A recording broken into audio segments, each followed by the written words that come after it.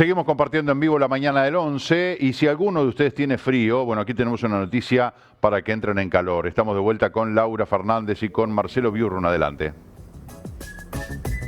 Pero Marcelo, lo que te decía, estaba congelada de frío en la otra esquina y dije, ¿cómo puedo hacer para entrar un poco en calor? Y me voy a la estación de servicio, acá mi amigo Pascareta, porque bueno, las novedades, seguramente usted señora, si no ha salido de su casa, no ha leído los diarios, tenemos otro vacunatorio, también es ese otro chiste que hemos hecho de forma interna cuando llegamos acá, ¿no? Volvió a subir el combustible, Nicolás, volvió a subir el combustible. ¿Qué hacemos? Bueno, no se trata de qué hacer, ¿no? Creo que hay que empezar a tomar esta situación como algo cotidiano, porque ahora con la Ursea que va a regular los precios automáticamente todos los meses, vamos a tener estas novedades todos los fines de mes, principio de mes, ¿no? Frename ahí, porque si arrancamos entrando en calor porque había subido el combustible anoche y que no nos enteramos y en realidad fue... Él me va a contar ahora, él tampoco se enteró, fue todo rapidísimo. Vos acabas de decir algo de todos los meses que a mí me rechinó un poco más todavía. ¿Cómo todos los meses? Bueno, dentro de la ley de urgente consideración, la parte de regulación de los hidrocarburos, se va a hacer una comparación y un ajuste todos los meses, a fin de mes, con la relación al precio de paridad de importación. O sea, se va a hacer el cálculo de cuánto vale el petróleo durante todo ese mes corrido, la variación del dólar, y bueno, de ese resultado es que se va a decir si se aumenta o se baja, ¿no? Es un chiste porque cuando hablamos de si aumenta o se baja, hablamos de que, por ejemplo, anoche subió la nafta, pero también bajó, hubo una baja ayer, importantísima. ¿De cuánto? Ayer bajó 6 centésimos la nafta premium, o sea que el que pone nafta premium tiene que estar un poco contento. Bueno. ¿Cómo es para ustedes como estacioneros? Porque nosotros como consumidores, la verdad que la sangre un poco como que nos entra en ebullición cada vez que entendemos esto, porque en realidad la gente dice, bueno, no es una suba, es un ajuste. Sí, está bien, pero al bolsillo nuestro, para el bolsillo es una suba, porque tenemos que pagar más.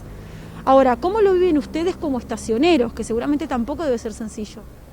No, en definitiva, nosotros lo único o sea, la afectación más directa que tuvimos ayer fue a la hora que nos enteramos, ¿no? O sea que no nos parece justo ni tampoco nos parece que sea simpático, más allá de que se sabía que iba a aumentar, no había ninguna información oficial.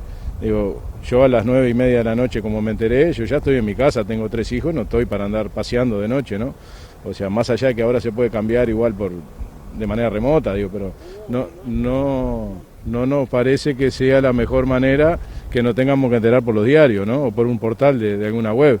Creo que habría que afinar un poco el método, ya que, bueno, si se cambia todos los meses, bueno, el día antes, una información oficial directa solamente a los distribuidores minoristas, que diga, bueno, mañana se cambia el precio del combustible, estén atentos. O sea, a no ser que, bueno, porque recién se puso en práctica ahora, o sea, si bien es algo nuevo, capaz que nos tenemos que empezar también a acostumbrar a que esto va a ser todos los meses, y bueno, y que de esa manera tenemos que poner en práctica el ejercicio de la gimnasia de todos los fines de mes, a ver que tenemos que venir a la estación o bueno, hacerlo de otra manera, a retocar los precios, ¿no? O para arriba o para abajo. Y con respecto a los clientes, porque ahora en este momento cuando nosotros llegamos acá se ve bastante movimiento en la estación, la pista está bastante completa, digamos, pero anoche fue así también, la gente se enteró a tiempo. No hubo movimiento ninguno porque, a ver, no hay un mango, estamos hablando, estamos a fin de mes, ayer fue el último día del mes, la gente está recién empezando a cobrar, se nota la malaria que hay, de esta maldita pandemia que está dejando gente que no trabaja capaz que el jornal completo, no es el caso de este aumento, ¿no? Este aumento fue un aumento totalmente atípico, o sea, la gente no se aglomeró, porque tampoco creo que la información llegó tarde, el que está en la casa no se va a mover por 40 centésimos como aumentó la nafta super, pero sí entiendo de que habría que buscarle alguna vuelta para que sea algo más mecánico y que la información llegue más fluida al distribuidor, que es en definitiva el que tiene que cambiar el precio, ¿no? Yo ya voy a ir redondeando, pero no puedo irme sin consultarte cómo está aquel proyecto que ustedes tenían, sobre todo para la zona de Punta del Este, la zona turística. Ustedes habían presentado ese proyecto donde pudiera tener cierto descuento la nafta en esta zona, Rocha, Canelones, bueno, la zona turística del país. Bueno, en definitiva, lo hemos hablado con el diputado Cal, para estar en alguna sintonía con el proyecto de él, de que, bueno, que él propuso bajar el 50% del IMESI, Hemos tenido alguna conversación informal, o sea, nosotros de parte nuestra, más que presentarlo, no va a quedar ahí. Entiendo que tendría que haber alguna atención especial a esta situación porque, te repito, estamos en un momento donde se podría activar un poquito más la economía, por suerte los casos van bajando, la hotelería y la parte turística ha sido dentro de los rubros los más golpeados, o sea, olvídate que tampoco la temporada 2020 fue muy buena. Creo que un perdono, por decirlo de alguna manera, en el litro de combustible cargado en el interior, con medio de pago, capaz que sea con tarjeta de débito, de crédito, que sea fácil de fiscalizar, creo que eso le daría una inyección de trabajo a esta zona que está bastante castigada, ¿no? No es fácil. Marce, no sé si tú tenías alguna consulta para Pascareta. No, está clarísimo, ¿no? Las razones por las cuales sube el combustible, cómo va a ser ahora la regulación del precio, mensualmente se va a revisar a la luz de lo que es esta nueva realidad emergida de la LUC con el famoso precio de paridad de importación. Se puede corregir a la baja, la posibilidad que también queda abierta esa ventana de que los combustibles corrijan a la baja. ¿Qué expectativas tiene como estacionero de que en algún momento, más allá de esos 6 centésimos que bajó la nafta premium, qué expectativa hay de que esto pueda corregirse a la baja en algún momento? Marcelo pregunta, ¿qué expectativa tenés de que esto se pueda corregir a la baja en algún momento, más allá de la baja que hubo hoy, de esos 6 centésimos de la premium, ¿no?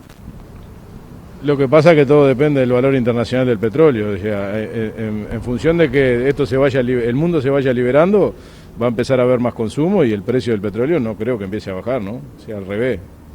En definitiva tendría que aumentar. No te olvides que hace 1 año y medio atrás el petróleo llegó a un precio histórico donde los productores de petróleo pagaban para que los países les retiraran el petróleo porque, o sea, es una producción que no se puede cortar. O sea que hoy, con el mundo en marcha y con un dólar más firme y con un IPC que aumenta, no lo veo que esto vaya más a la baja, ¿no? Lo veo que va a ser siempre a la suba. O sea que va a haber que acostumbrarse porque esto toca directamente el precio de absolutamente todo lo que vaya sobre ruedas. Imagínate que 1 kilo de arroz que va a ser transportado, el que lo transporta va a tener que todos los meses hacer una paramétrica interna y calcular cuánto le afecta el precio del combustible en el flete.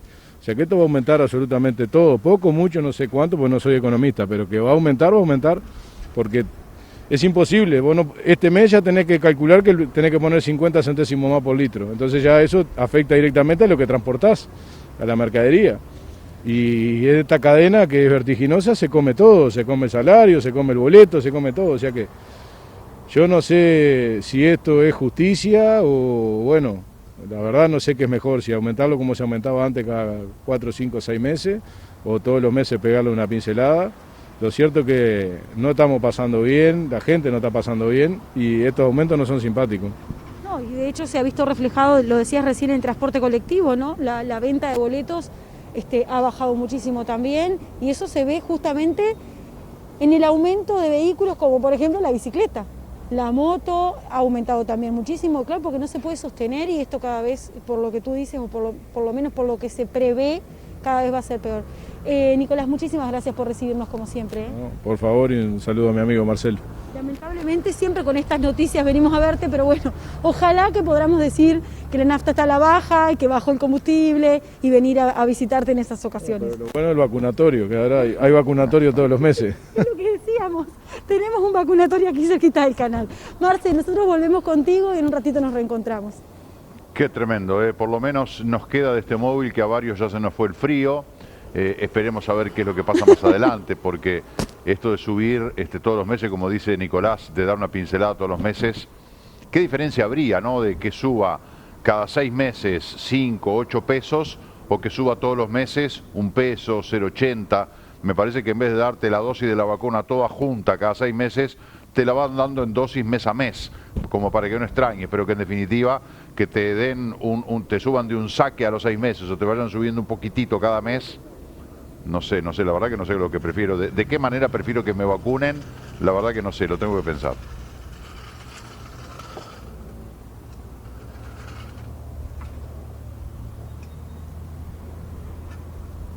Bueno, no sé si se quedó pensando en todo lo que le dije, capaz que fue mucho. Muchas gracias a Laura, el abrazo para Nicolás Pascareta y vamos a volver con nuestro móvil más adelante. Ahora tenemos una pausa.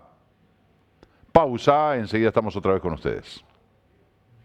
No, no tenemos pausa, ¿qué tenemos? ¿Con qué vamos? Ah, bien, perfecto, ya tenemos a nuestro primer invitado, estamos hablando del diputado Juan Martín Rodríguez, lo tenemos en línea. Diputado, buen día, ¿cómo le va? Buen día, Marcelo, a toda la producción y a la audiencia. Un saludo para todos. Muchas gracias. Bueno, uno de los temas que teníamos para hablar con usted justamente es el que acabamos de abordar con nuestro móvil, es el tema de este aumento de los combustibles, este ajuste que se dio en el día de ayer. Los combustibles habían subido a principios de junio y bueno, de alguna manera esto preocupa, molesta, enoja, dificulta.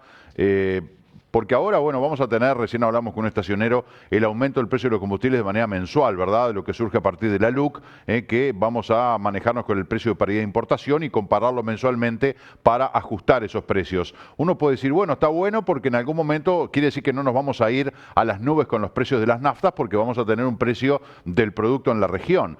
Pero para la gente es insoportable, es acalambrante. Me imagino que usted como legislador esto ya lo sabe. ¿Por qué tenemos esa dependencia y esa carestía tan constante en materia de combustibles? Bien, yo llegué a escuchar los últimos minutos de las palabras del entrevistado. Sí. Naturalmente, comparto contigo que y con el entrevistado también, que ningún aumento de las tarifas de los combustibles es simpático. Eso es por supuesto que es razonable. Ahora, como también se decía, y la pregunta que tú planteabas, ¿qué es más conveniente? ¿Qué es menos antipático? ¿Que los aumentos, los ajustes sean semestralmente o cuatrimestralmente o en su defecto sean de forma mensual?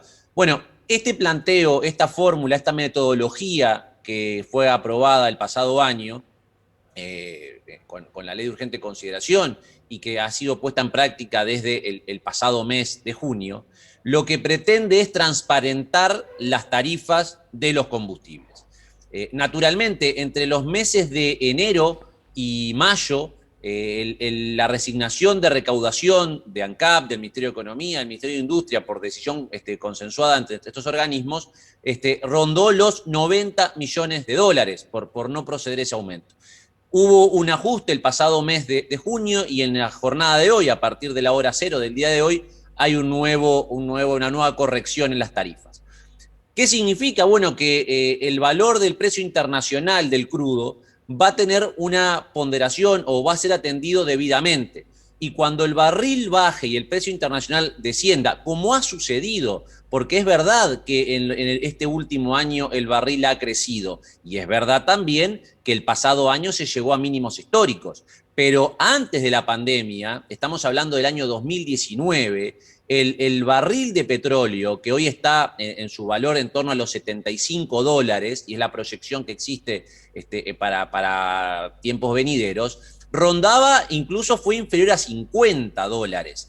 Y si nos vamos más atrás en el tiempo, sin hablar de la pandemia, obviamente, llegamos al 2016, donde el valor del barril era 40. Tengamos en cuenta que Uruguay compra, porque no tiene petróleo, 1 millón de barriles al mes. O sea, naturalmente que todo influye, todo afecta. Y estamos convencidos que esta metodología va a ser más transparente, va a dotar de mayor optimización de recursos, y cuando el ciudadano vea que el precio internacional del petróleo baje, inevitablemente las autoridades del Poder Ejecutivo va a tener que reducir el valor de la tarifa, el valor del combustible, y no hacer caja o no pagar ineficiencias del Estado, de la administración, como sucedía en pasadas administraciones. Ahora, como dice usted, diputado, el barril ha tenido altibajos, ¿verdad? Depende de muchas veces los conflictos en Medio Oriente, de la demanda que hay de petróleo en el mundo, etcétera, porque la pandemia obviamente bajó notoriamente el consumo a nivel mundial. Pero la pregunta es, este fenómeno que se da ahora, esta forma de ajustar los precios de manera mensual, ¿va a permitir que, por ejemplo, cuando se den esas bajas, esas caídas abruptas del precio del barril de petróleo de referencia de ANCAP, automáticamente se traslade esa baja a las naftas o a los combustibles, porque muchas veces vimos la caída del precio del petróleo y decíamos, pero ¿y por qué no baja la nafta? Si bajó el petróleo, no, porque lo que pasa es que ANCAP tiene comprado un petróleo a otro precio, no a este. Bueno, y nunca nos vamos a beneficiar de esta baja, y bueno, no, porque vamos a revisar la paramétrica dentro de 6 meses. Esto quiere decir de que ahora vamos a poder también beneficiarnos de alguna manera, si se quiere, de cuando el petróleo baje. Así es, ese razonamiento que tú haces se va a hacer de forma mensual y el gobierno y las autoridades no van a tener excusa porque la ley los obliga a que cuando el petróleo baje, el barril de petróleo baje, tenga que inevitablemente al momento de realizar la siguiente operación que va a ser al término del mes en curso, tener que trasladar esos precios. Comparto que naturalmente, capaz que nosotros venimos acostumbrados a que sobre fin de año sabemos que el 1 de enero, los primeros días del año, se actualizan las tarifas, lo mismo tal vez a mitad de año, e incluso los estacioneros y todos los intermediarios partían de esa lógica, tal vez, y los propios usuarios, por supuesto. Tal vez nos tenemos que acostumbrar a una nueva lógica, que es que sabemos que a fin de mes tenemos que estar preparados como usuarios, como intermediarios, para que ir viendo cómo viene la evolución del petróleo para que eso se traslade y tener en cuenta. ¿Implica una adecuación de nuestras lógicas? Sí, implica una adecuación de nuestras lógicas, pero entendemos que va a ser y dota de mayor transparencia a todo este proceso que, como tú bien dices, cuando el petróleo bajaba, y como de hecho sucedió el pasado año había un valor, naturalmente, muy por debajo, históricamente por debajo de los precios normales, y eso no se podía trasladar, porque como tú bien dices, habían compras hasta semestralmente ya comprometidas. Bueno, ahora la ley obliga a las autoridades, tanto de los ministerios correspondientes como del ANCAP, a mes a mes ir valorando, teniendo en cuenta este factor, que es uno de los principales factores, naturalmente. El valor del dólar y otra serie de elementos también son importantes, pero ni que hablar. Si la materia prima, hablando en criollo, del combustible, que es el crudo, que es el barril de crudo, desciende, naturalmente que eso tiene que verse reflejado en el precio del combustible. Ahora, en algún momento se plantea, no sé si a nivel legislativo, no sé, la iniciativa privativa de quién es, algo sé que se ha planteado a nivel de legisladores, pero para que se concrete, digo, porque yo me voy de vacaciones a La Paloma y de repente voy en mi auto hasta La Coronilla y cargo el tanque, lleno el tanque con un 24, un 25, un 26% de descuento. Lo mismo si voy a Rivero, si voy a alguna estación del litoral. Se había planteado de emparejar ese beneficio a todas las estaciones del Uruguay, porque bueno, también es una suerte de competencia desleal entre las propias estaciones que están dentro del territorio nacional, más allá que el objetivo de ese descuento sea evitar que quienes viven en la frontera se vayan a cargar sobre todo al lado brasileño. Pero ¿hay alguna posibilidad de extender ese beneficio a todas las estaciones del descuento?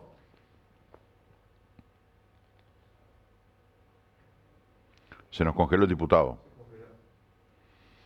Bueno, ¿y qué hacemos? A ver ahora. Ahí sí, perfecto. Estamos.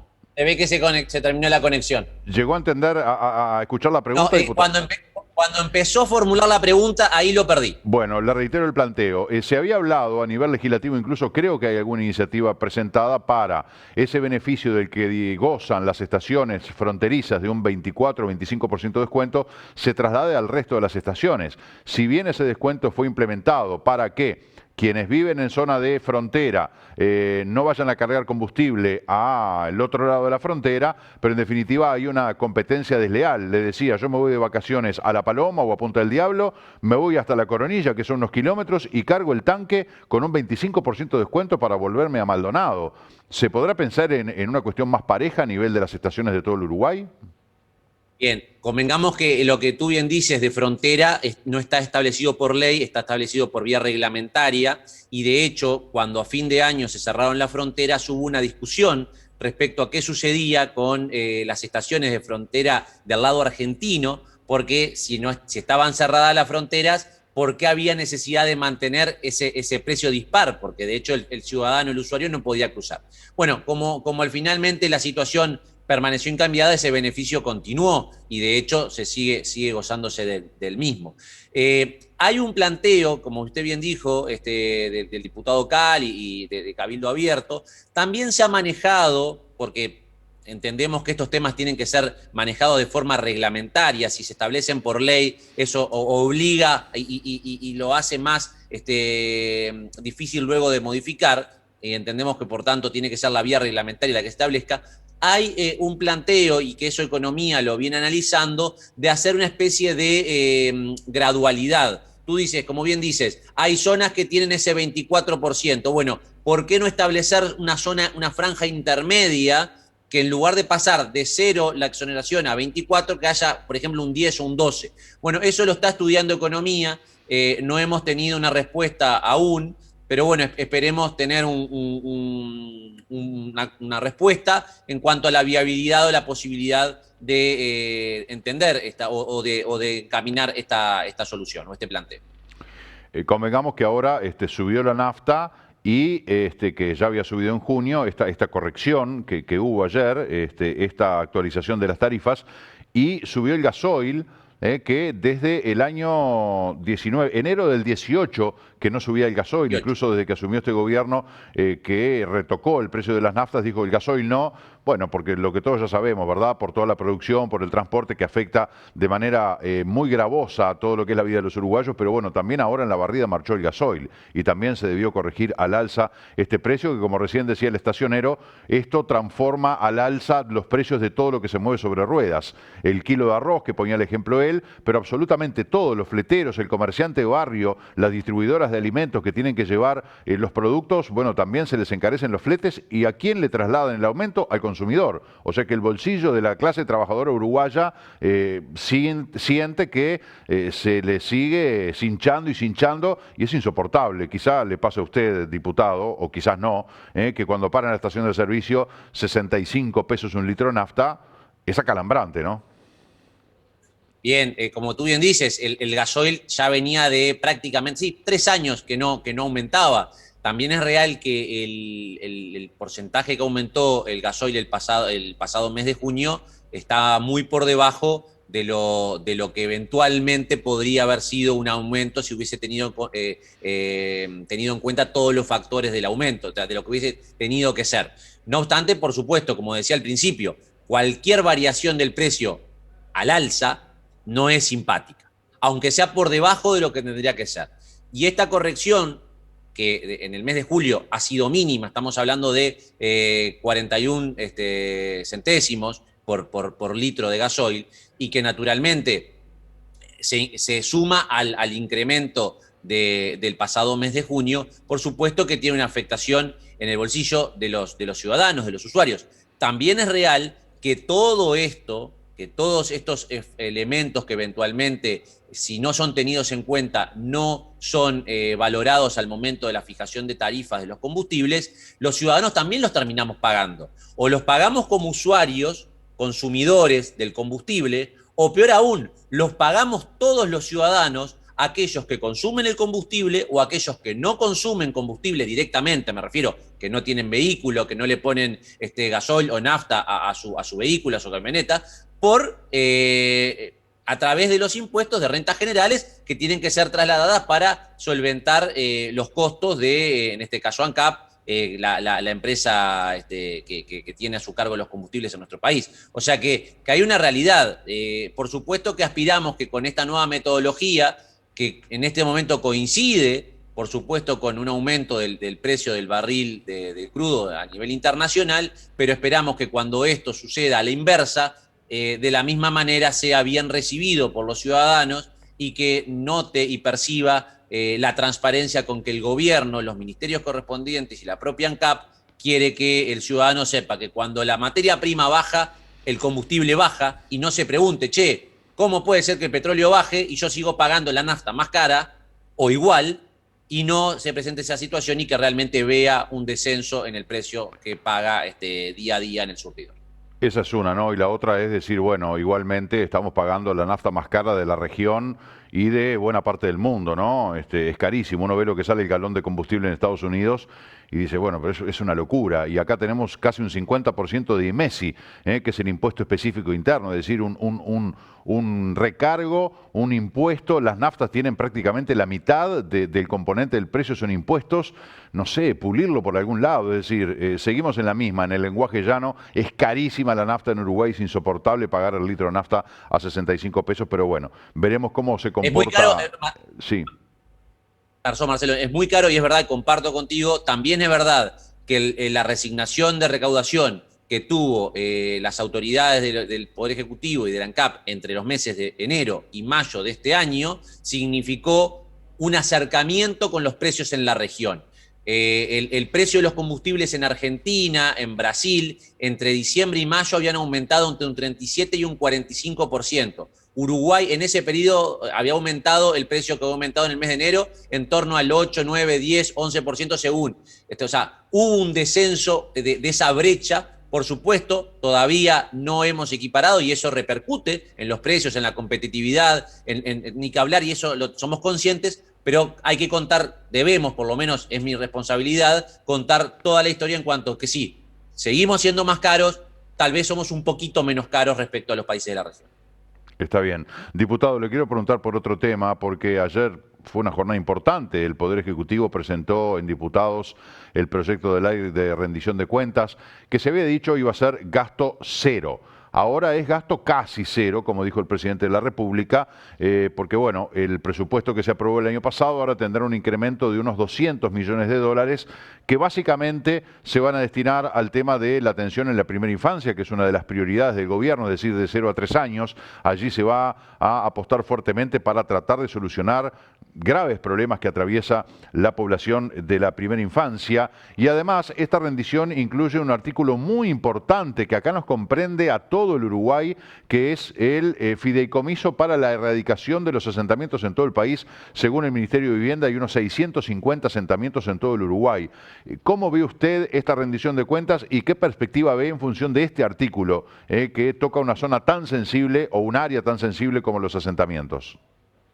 Sí, muy bien tú lo destacas, estos dos puntos, que son dos temas muy importantes, donde el presidente de la República y el gobierno estamos sumamente consustanciados. Quiso la coincidencia que en la tarde de ayer nos reuniéramos con el ministro Martín Lema e intercambiáramos algunos comentarios respecto a lo que horas más tarde se iba a materializar en el texto del proyecto, y justamente no solamente lo vinculado a la primera infancia, donde el ministro nos decía con total convicción y respaldado en trabajos y estudios que los recursos que se invierten en la primera infancia tienen una repercusión sumamente mayor en el abatimiento de la pobreza que aquellos que se destinan a otras franjas etarias. Por lo tanto, eso que siempre se pretende combatir, que es la infantilización de la pobreza, donde la misma hace más cuña y donde genera más dolor, bueno, justamente estos recursos que se van a vertir ahí van a significar un abatimiento en este sentido. Pero también el programa Accesos, que viene a sustituir a lo que representaba Uruguay Trabaja, pero en otro formato, tal vez más adecuado a lo que es ahora el plan Oportunidad Laboral, es decir, donde los recursos lleguen directamente a los beneficiarios en su casi totalidad, no vamos a decir el 100%, pero en una cifra muy cercana al 100%, y no como en Uruguay Trabaja, donde apenas llegaba al beneficiario en torno a un 30, 30 y poco por ciento. Y lo de los asentamientos y el fideicomiso que se va a crear, bueno, justamente también es otro tema que el presidente de la República, desde la campaña electoral, no de ahora, sino de la del 2014, hablaba y se refería como el objetivo asentamiento cero. Bueno, nosotros tenemos esa premisa muy grabada a fuego en nuestro gobierno, y haremos los máximos esfuerzos para que esta situación realmente muy angustiante, muy dolorosa con los compatriotas que viven en situaciones muy vulnerables, puedan dignificar su vivienda, puedan salir adelante, y que el Estado pueda, a través de este fideicomiso y de esta herramienta, colaborar para acelerar los tiempos y facilitar en este sentido. Diputado, le quería consultar, porque bueno, al tema de asentamientos, según decía la ministra de Economía, se van a dedicar unos 15, 20 millones de dólares al año en todo el periodo para tratar de erradicarlos. ¿Hay alguna versión allí o alguna idea de repente generar más recursos a través de la vía impositiva? Por ejemplo, Cabildo Abierto propone gravar con un nuevo impuesto al sector forestal y bajar el IRPF a los sectores de menores recursos. ¿Qué nos puede decir de esta iniciativa? Si la conoce, si hay posibilidad de que sea viable. Sí, el diputado Perrone la pasada semana, en una reunión que hubo en la cual nosotros no participamos, pero sí compañeros de nuestra bancada de las comisiones de Hacienda y Presupuesto participaron, trasladó el planteo vinculado al impuesto del sector forestal, ya manejado previamente en otras instancias, al igual que el tema del IRPF. Es algo que el Ministerio de Economía tiene estudio, o sea, más que nada lo del IRPF de hace más tiempo, porque de hecho también fue parte de los objetivos que desde la etapa electoral se plantearon. La realidad es que hoy, en esta situación de pandemia, donde venimos y todavía transitamos una situación de baja en la recaudación y muy dura con toda la inversión que el Estado ha dedicado a afrontar esta situación tan compleja y tan dura a lo largo de este año y medio prácticamente, entendemos que, si bien son de recibo los planteos, ameritan un estudio más pormenorizado. Convengamos que desde nuestro gobierno había un compromiso de no crear nuevos impuestos. Y cuando el pasado año discutíamos el presupuesto y nosotros nos tocaba integrar la Comisión de Hacienda y Presupuesto, desde el Frente Amplio, desde la oposición, se nos exigía dotar de mayores recursos a determinados programas, determinados incisos. Y la respuesta era muy clara: el gobierno no está dispuesto porque se comprometió a no aumentar ni a crear nuevos impuestos. Y eso sigue siendo una bandera muy importante. Entendemos el planteo de Cabildo Abierto, seguramente las autoridades del Ministerio de Economía lo valorarán y lo estudiarán oportunamente. No va a ser objeto a priori de la discusión, al menos en diputados. Yo no puedo hablar del Senado porque no es una cámara que no integro, pero a nivel de diputados, a priori no sería un tema en discusión. Diputado Rodríguez, ¿cuánto tiempo tiene diputados ahora para tratar el proyecto de ley de rendición de cuentas? Son 45 días a partir del próximo martes 6, que es cuando ingresa formalmente el proyecto a la Cámara. Ayer fue presentado ante la Asamblea General, la presidenta de la Asamblea General lo derivó a la Cámara de Diputados. El próximo martes, en la primera sesión ordinaria, le estaremos dando entrada, y el lunes 12, es decir, el otro lunes, estaremos recibiendo en la Comisión de Hacienda y Presupuesto al equipo económico, y a partir de ahí, en una agenda diaria de lunes a viernes y seguramente varios fines de semana también, estaremos trabajando, y el plazo vence la hora 0 del día 22 de agosto, si mal no recuerdo. ¿Cuántos artículos tiene el proyecto? 305, pero como tú, que sos un periodista conocedor de este tipo de situaciones, sabemos que una cosa es la cantidad de artículos con cual arranca este tipo de proyectos, y una muy distinta es la cantidad final de artículos. El presupuesto del año pasado había arrancado con 700 y poco, 704, 705, y terminó con 775. Puede haber algún artículo que suba, alguno que baje, eso es muy variable, pero estamos hablando en torno a los 300 artículos. Diputado Juan Martín Rodríguez, le agradezco muchísimo el habernos atendido una vez más, le mando un saludo y será hasta cualquier momento. A las órdenes, y un fuerte abrazo a ti, a todo el equipo y a la audiencia especialmente. Muchas gracias, que le vaya muy bien. Bueno, sí, nos quedaron cosas por hablar y también preguntas que planteaban los televidentes, que bueno, hubiera estado interesante podérselas tirar, pero ¿en qué hora estamos? En las 12 menos 10 del mediodía. Hacemos la pausa y ya volvemos.